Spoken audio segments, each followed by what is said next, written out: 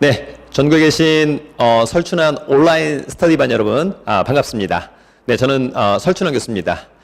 오늘 하루 저도 상당히 타이트한 일정을 소화했습니다. 네, 오전에 와서 책 집필 조금 하고, 그 다음에 팟빵 녹음하고, 그 다음에 저도 이제 부족한 부분이 있어서 강남에 가서 이제 세무 강의를 듣고, 사실 지금 시간이 밤 11시 반입니다.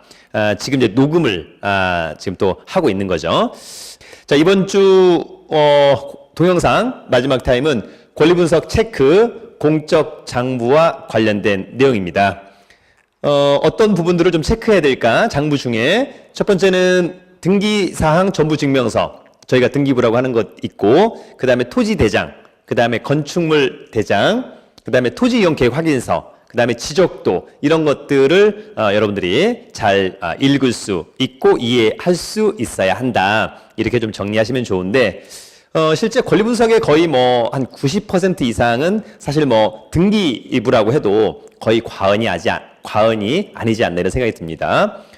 실제로 등기부는 지금 이 시간에도 대법원 인터넷 등기소에서 발급을 받을 수가 있습니다. 그래서 다음에 또 숙제를 한번 내줄 텐데, 등기사항 전부증명서가 있고, 이번 그 온라인 스터디반에 정선영 씨인가 하는 분이 이런 질문을 올려주셨어요. 제가 오늘자 내어드린, 그러니까 어제자 내어드린 숙제가 있었죠, 여러분. 그 분당의 오피스텔, 이를테면 그 오피스텔에 대한 채권자 표시가 등기부에 없다, 이렇게 이제 말씀을 하셨는데, 등기부를 떼어보니까 등기부 갑구에 강제경매 개시결정, 기입등기 되어 있고, 거기 채권자가 현대물류 어쩌고저쩌고 되어 있습니다. 그래서 채권자가 기재되어 있다.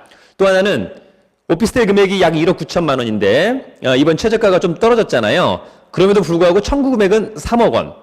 돈을 다 받을 수 있느냐? 당연히 못 받죠, 여러분. 네. 그래서 만약에 뭐 낙찰이 되었다. 그래서 배당 순위에 따라서 배당을 받는 부분이 있을 거고, 하나도 못 받는다면 잉여주의 위반으로 경매는 취소가 돼야 되고, 만약에 이제 받는 금액이 있다면 배당 순위에 따라서 배당을 받을 거고요. 만약에 이제 제가 알고 있기로는 강제 경매니까 가령 뭐 판결문 같은 걸 가지고 경매를 신청한 것 같은데, 3억 원 중에 만약에 뭐 1억 원 배당을 받았다. 그러면 나머지 2억 원에 대해서는 여전히 채무자의 다른 재산에 대해서 강제 집행을 할 수 있습니다. 그러나 이제 실무적으로 채무자의 다른 자산이 있기는, 즉 재산이 있기는 상당히 어렵지 않느냐. 그러면 판결문, 이긴 판결문은 사실 또 무용지물이 될 수도 있다라고 하는 점을 우리 온라인 스터디반 여러분들이 잘 알아두시기 바랍니다. 그래서 여러분 등기부를 잘 이해할 수 있어야 된다. 등기부의 종류는 3가지가 있죠. 토지, 건물, 집합건물, 그런 부분들이 있고, 두 번째는 이제 토지대장. 토지대장에는 이제 어떤 것들이 표시가 되냐면, 부동산에 뭐 이를테면, 지번, 그 다음에, 이를테면, 지목, 그 다음에 면적, 이런 것들이 언급이 될 것 같고요. 그 다음에 이제 건축물 대장, 건축물 대장은 뭐 이를테면 통상은 뭐, 표제부와 전유 부분이 있을 수도 있을 것 같고, 집합건물은 이제 그렇지 않다면 이제 그냥 있는 건데, 이를테면, 사용승인 일자, 또는 뭐 용도, 또는 면적, 뭐 이런 것들이 전체적으로 건축물 대장에 이제 기재가 되어 있다, 이렇게 생각하시면 좋을 것 같고, 오피스텔 같은 경우에는 이제 건축물 대장에 통상 업무용 가로 열고 오피스텔 뭐 이렇게 되어 있다거나, 또는 뭐 주용도에 이를테면 뭐 주택, 뭐 이를테면 이런 것들이 다 표시가 되어 있습니다.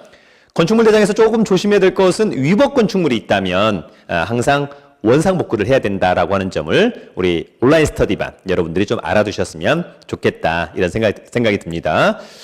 위법 건축물이라고 하는 것은 불법으로 이를테면 뭔가를 한 건데 무단 증축, 무단 용도 변경, 이런 것들이 이제 위법 건축물이 되는 이제 요소일 수 있을 것 같고, 관련된 부분이 건축물 대장에 언급되어 있고 관련 과가 언급되어 있습니다. 그래서 혹시 여러분들이 그런 것을 매수한다, 낙찰받는다라고 했었을 때 어떻게 해야 되는지 여부를 그걸 통해서 여러분들이 이제 체크하시면 될 것 같고요. 그 다음에 토지이용 계획 확인서 상당히 중요하죠. 우리가 다가구 주택을 낙찰받는다, 땅을 낙찰받는다. 그래서 거기다가 뭐 새로 철거하고 새로 짓는다, 또 땅 위에다가 뭔가 새로운 걸 짓는다라고 했었을 때 가장 중요한 것 중에 하나가 여러분 토지 이용 계획 확인서입니다. 루리스라고 하는 사이트를 통해서 누구든지 쉽게 발급받을 수 있다. 가장 중요한 것은 용도 지역과 그 다음에 지목 중요하죠. 그 다음에 진입로가 중요할 것 같은데 사실 가장 중요한 것은 용도 지역과 진입로가 중요하다. 용도 지역에 따라서 건축할 수 있는 건축물, 건폐율과 용적률 달라진다라고 하는 점이 상당히 중요할 것 같고요. 아무래도 땅은 도로가 접해 있어야 된다. 도로가 접해 있지 않다면 기본적으로 건축 행위를 할 수 없다. 이런 점 알아두시고, 혹시 여러분들이 밭이나 논이나 이런 걸 낙찰 받고 여기다 건물을 짓고 싶다. 그럼 이제 개발행위 인허가 신청을 해야 되는데 그런 것들은 개략적으로는 알 수 있습니다만 정확한 것은 토목설계사, 그 다음에 건축사, 그 다음에 구청에 또는 뭐 군청에 또는 시청에 담당자 크로스 체킹을 해야 된다라고 하는 점까지 알아두시면 좋을 것 같습니다. 사실 경계가 좀 약간 애매하다라고 한다면 지적도를 봐야 되는데 뭐 저나 여러분이나 지적도를 보고 정확히 경계를 확인하기는 좀 어렵다. 네, 그런 것들은 이제 전문가를 통해서 확인을 해야 되지 않을까 이런 생각이 들고요. 오늘은 이 중에 이제 등기부에 대해서 정확하게 한번 이해를 해보는 시간을 갖도록 합니다. 자, 여러분 집합건물 등기부입니다. 구분 등기된 거죠? 예, 그래서 일단 여기 딱 보시면 표제부가 있어요. 등기부는 표제부에 부동산의 표시가 언급되어 있습니다. 그래서 집합건물이니까 일동 건물에 표시가 되어 있다. 그래서 되어 있는데 일단 어떤 사정에 의해서 일단 쫙 그어진 이런 부분들이 있습니다. 그러면 뒷페이지에 제대로 된 부분이 언급되어 있습니다. 그래서 요거는 서울특별시 노원구 상계동의 노원 현대아파트 제102동, 그러니까 제102동에 대해서 언급되고 있는 겁니다. 도로명 주소가 언급되어 있고요. 그 다음에 보니까 지층, 지하층이 있나 봐요. 그죠? 지하 1층이 있는 것 같고, 그 다음에 1층부터 18층. 결론적으로 보면 이 아파트는 18층짜리 아파트다. 여길 놀러 가려고 했더니, 거기 있는 분이, 야, 앞으로 차는 뭐, 지하 3층에 대라. 뭐 이런 말 할 수 있는 거 아닙니까? 네. 지하 3층은, 오지 말란 얘기죠? 지하가, 3층이 없습니다. 또 하나는 20층으로 올라가라. 뭐 2002로 그런 호수가 없을 것 같습니다. 왜냐하면 18층이 다 2다라고 하는 점 알아두시고, 이걸 딱 보면 대충 1층은 좀 넓은데 5층은 좀 좁아지고 9층은 점점 더 좁아지고 14층부터는 푹 좁아지고, 그죠? 이런 부분들이 있었습니다. 뭐 아마 용적률 뭐 이런 것들을 맞추려고 하지 않았을까, 뭐 이런 부분들이 있습니다. 자, 이 아파트는 기본적으로 노원구 상계동에 8,245, 2,592. 그럼 대충 뭐 한 11,000제곱미터. 그러면 약 한 3,000평 정도 땅 위에 올라와 있는 아파트다. 이렇게 여러분들이 이해를 해주시면 좋을 것 같고요. 그 다음에 이제 이 아파트는 접수가 이제 1997년도니까 접수가 되었고, 그 다음에 이제 건물의 번호는 제17층 제1101호.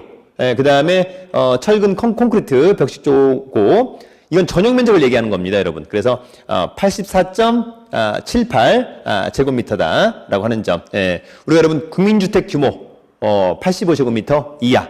그 다음에 이제 수도권 밖, 이를테면 그런 데는 이제 100제곱미터인가요, 그죠? 그런 것들도 알아두시고, 그 다음에 대지권의 표시. 요 아파트를 사게 되면 땅의 지분이 얼마나 갖고 있느냐 그러면 아까 이게 1837 토지 면적이랑 똑같은 거니까 40.01 제곱미터라고 보고 땅 지분이 약 한 뭐 13평 정도 있다, 이렇게 좀 정리하시면 좋을 것 같습니다. 그래서 이제 보존 등기가 된 거죠. 보존 등기가 소유자 뭐 축산기업 조합인가요, 그죠? 이렇게 이제 보존 등기 되고, 그 다음에 이제 98년도에 매매해서 2000년도에 등기를 했네요. 소유권 이전 등기를 하였다. 그래서 소유자가 누가 있는데 어쨌거나 52년생. 지금 여러분 소유자에 대한 성별은 알 수 없습니다. 과거에는 알 수 있었다가 지금 이제 성별을 알 수 없게끔 개인정보 등등 해가지고, 그 다음에 이제 등기명인 표시 변경, 등기명인 표시 경정. 아마 이제 소유자가 이를테면 이제 배말식의 성명, 약간 이름이 다른 것 같아요. 네. 그 다음에 이제 등기명인 표시 변경 등기. 그 다음에 이제 요게 보면, 이를테면 이제 주소가, 뭐 이전됐다든지, 또, 구획 정리 완료로 이제 또 주소가 변경되었다든지. 그 다음에 이제 여러분 가압류가 있는 거죠. 그래서, 농협은행인가요? 한 2억 정도 가압류했다가, 해제됐습니다. 그래서 빨간색으로 그어진 것은 현재 유효하지 않는 거죠. 말소되었다. 그 다음 가압류 5억 2천, 그 다음 가압류 2억 8천, 그 다음에 가압류 1억. 현재 채무자의 컨디션이 상당히 좋지 않다. 이렇게 좀 여러분들이 이해를 할 수 있을 것 같습니다. 네, 그런 부분 이해할 수 있을 것 같고, 그다음 마지막으로 이제 임의경매 개시 결정. 요거는 임의경매가 되었다라고 하는 점이고, 채권자는 한국주택금융공사의 업무 수탁기관인 주식회사 하나은행, 그죠? 그래서 경매 사건 번호가 있습니다. 여기 보면 2017 타경 3857인가요? 그래서 요 사건 번호가 있으면 여러분들이 대법원 경매정보 사이트에 들어가셔가지고 경매 사건 검색란에 서울 서부지방법원, 서울 북부지방법원, 그 다음에 사건 번호 넣고 클릭하면 그 경매 사건에 대한 개요, 컨디션, 그 다음에 뭐 기일 내역, 이해관계인, 문건 접수 송달 내역 이런 것들을 누구나 확인할 수 있다. 이렇게 정리하시면 좋을 것 같고, 일부에는 소유권 이의에 관한 사항이 나오는 건데 대표적으로 뭐 근저당권, 전세권, 뭐 주택 임차권 이런 것들이 여기 이제 기재가 되는 건데 뭐 근저당권 설정됐다가 없어지고 말소되고 그죠? 자, 전부 다 말소되고, 그 다음에 이제, 2012년도에, 이를테면 이제, 주식회사 하나은행한테 채권 최고액 2억 6,400만 원, 2억 6,400만 원. 이거 채권 최고액을 얘기하는 거죠. 통상 대출 원금은 나누기 한 1.2 정도 하면 될 것 같아요. 나누기 1.2, 1금융권인 거니까. 그럼 대충 뭐, 한 2억 한 2천만 원 정도 대출 원금이다. 이렇게 좀 정리하시면 좋을 것 같고, 그 다음에, 등기부 이제 맨 마지막 페이지에 보면, 주요 등기사항 요약이 있어요. 그래서 원래 등기부를 볼 때는 저 같은 경우에는 가장 먼저 이 뒤를 보고 이걸 보고 그다음에 이제 앞쪽을 다시 한번 체크 하는 습관을 갖고 있어요. 여러분들은 이제 어떠실까? 그래서 소유자가 누가 있고 소유자의 나이, 주민등록번호 알 수 있는 거죠. 앞자리만. 그다음에 단독 소유, 소유자의 주소를 알 수 있고요. 현재 살아있는 가압류, 경매. 살아있는 근저당권 이전, 근저당권 변경인가요, 그죠? 변경인가요? 설정. 그죠? 요런 내용들을, 여러분들이, 등기부를 통해서, 확인할 수 있다라고 하는 점이 있습니다.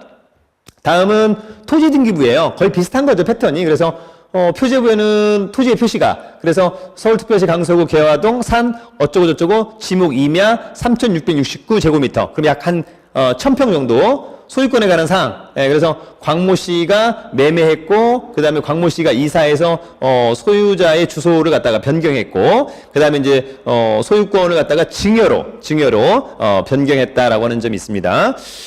증여를 하게 되면 이제 여러분 증여세를 내야 되는 거죠. 증여를 해주는 사람을 증여자, 증여받는 사람을 수증자. 증여세는 누가 내냐면, 증여한 사람이 아니라 증여받은 사람, 즉 수증자가 증여세를 납부한다. 증여세율은 뭐 거의 상속세로 거의 비슷한 패턴이고요.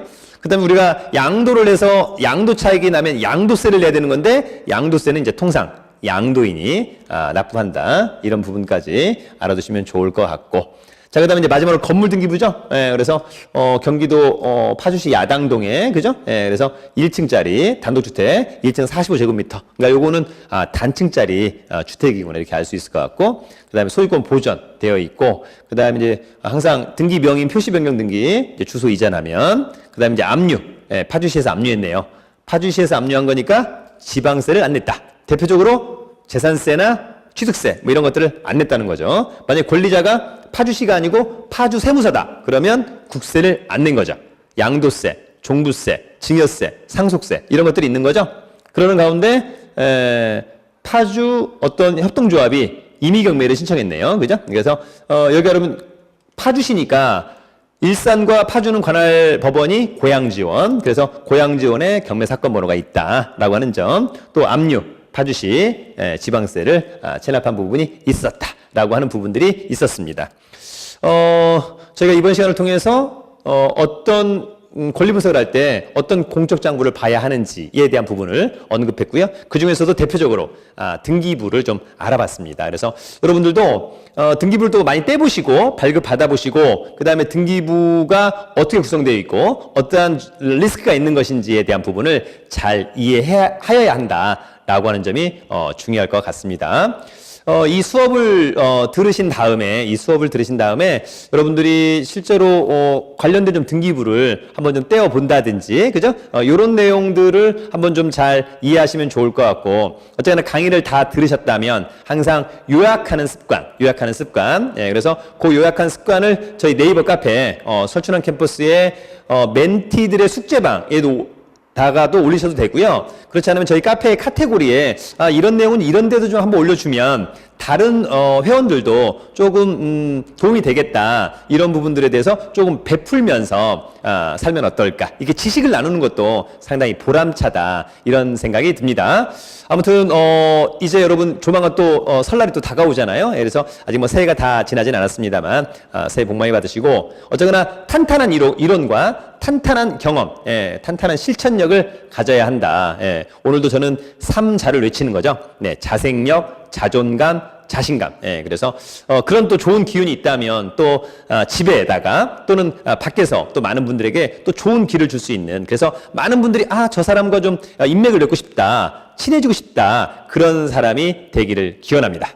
앞으로도 여러분 네이버 카페 설춘환 캠퍼스, 그중에서도 멘토 설춘환을 많이 사랑하고 성원해 주시길 바라겠습니다. 자, 오늘 강의는 여기까지. 여러분 화이팅!